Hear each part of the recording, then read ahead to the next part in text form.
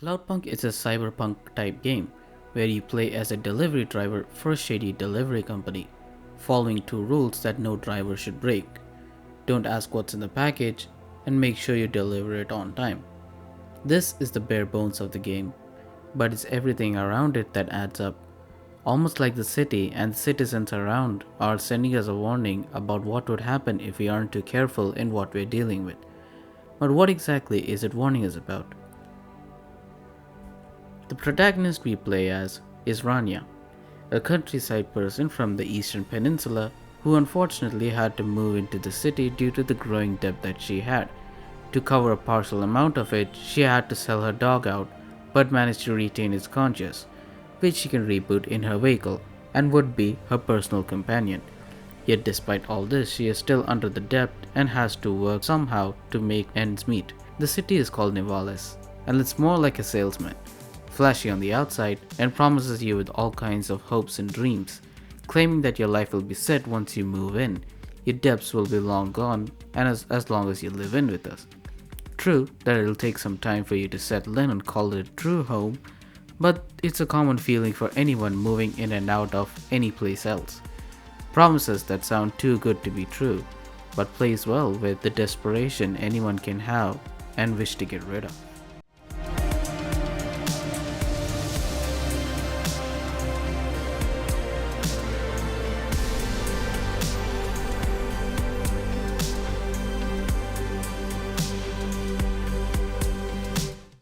But once in, there is no turning back.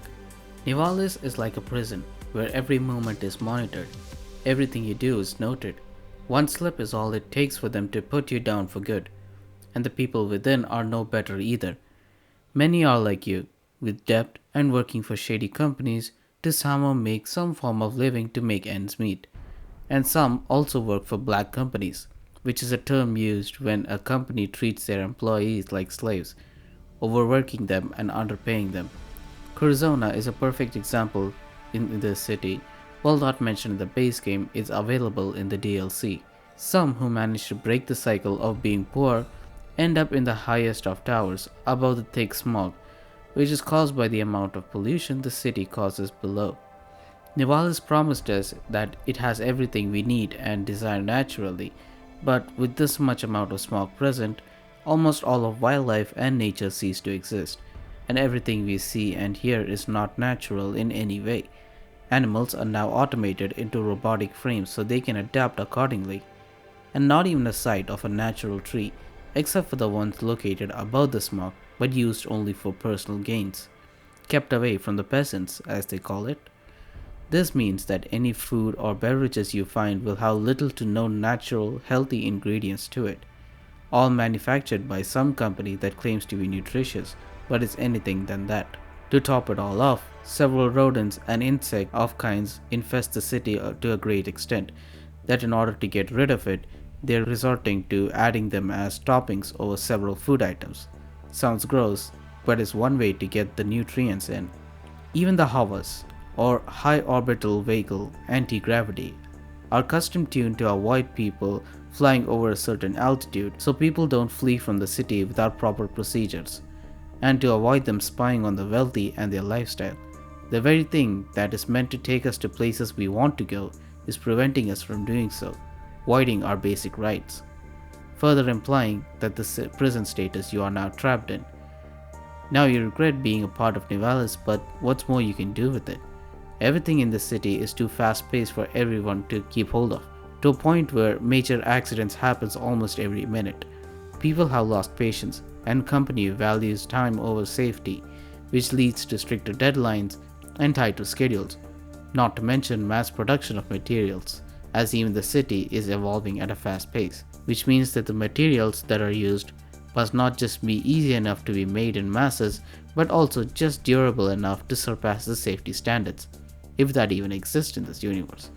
So the materials used here is called plasteel, which, as you can guess, is a combination of both plastic and steel. That says a lot about the build quality, which explains why major accidents are often fatal and devastating, and why several infrastructure within the city are collapsing and breaking down.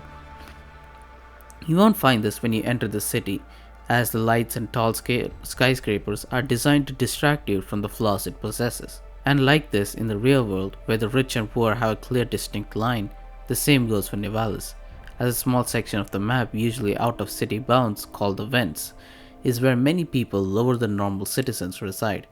They are called maintenance workers, and they make sure that the vents are operational, as the vents regulate the temperature of the city due to the lack of trees or any natural greenhouse that can produce enough oxygen to sustain the city, and the amount of smog often results in harsh heat or freezing cold, and nothing in between.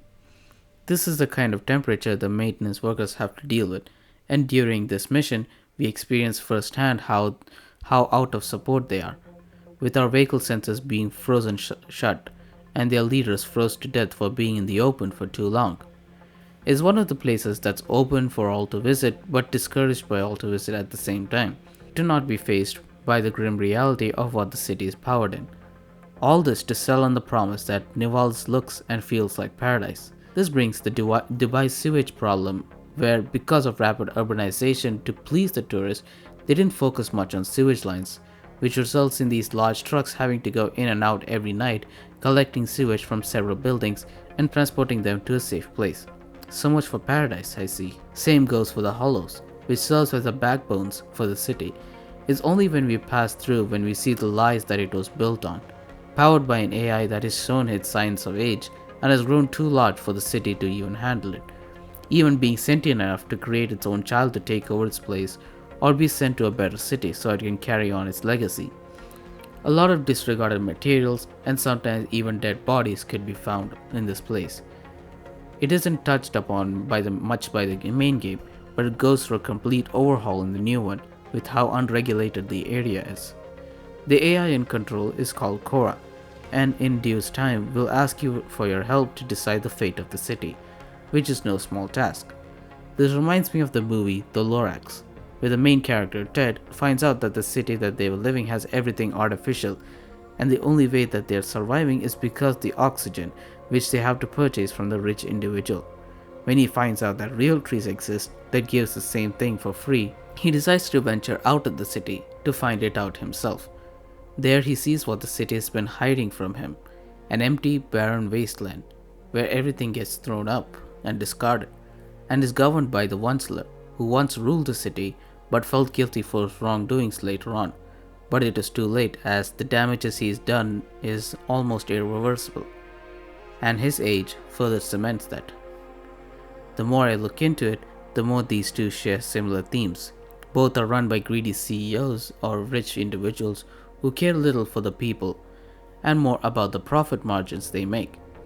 Only difference is one works to end this tyranny while the other has their own problems to deal with and is powerless against the people who can essentially kill her at a moment's notice, which brings the characters into consideration. A lot of these characters we meet are often very powerful, except for a few. They range from wealthy high-class individuals to street thugs running illegal operations to hackers releasing deadly viruses to take control of the city. And most of them are hostile towards you, but only keep you into consideration since you help them deliver packages. And unfortunately for you, because of company policies, you really don't get to know what you're delivering.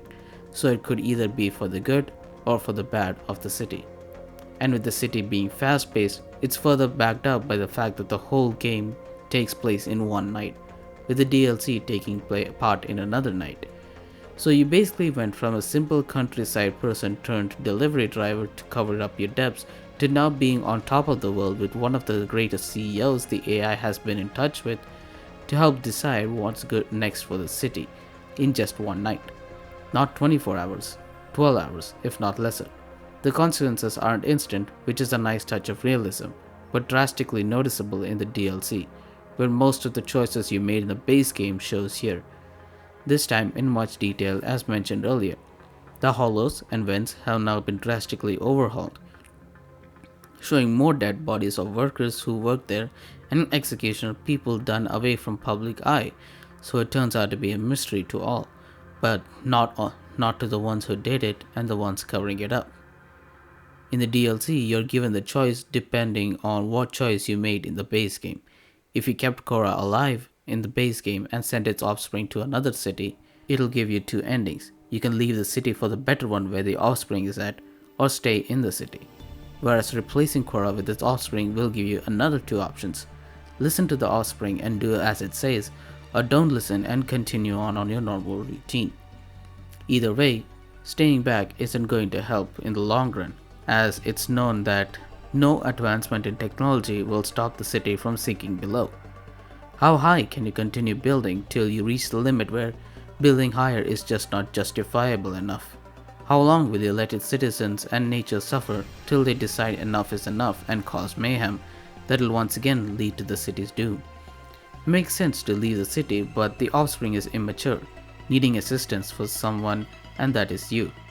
Since you know a lot about its creator, it would digitalize you so you won't be able to leave its side ever again, being stuck there knowing for who knows how long.